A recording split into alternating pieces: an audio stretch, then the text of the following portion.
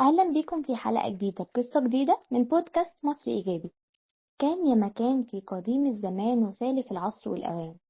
كان في ولد اسمه شاهين. اتولد في القرن التاسع بمدينة تبريز في إيران، وعاش طفولته معظم شبابه في فارس. بعد كده جه مصر واشترى السلطان الأشرف قايتباي وخلاه واحد من مماليكه. بس شاهين محبش حياة الجنود والمماليك، فطلب من السلطان إنه يسيبه عشان يكرس حياته للعبادة. فبعدها رجع لبلاد فارس واتعلم من شيخ اسمه العراف بالله. ولما رجع مصر تاني قعد في العباسية شوية.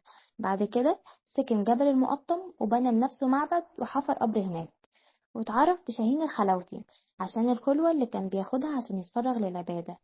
وتوفى سنة 901 هجريا.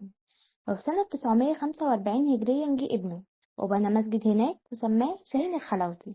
وكان للمسجد طراز معماري فريد في الآثار الإسلامية، عشان اتبنى عن طريق نحت الجبل نفسه بنفس الطريقة اللي اتبنى بيها معبد حتشبسوت.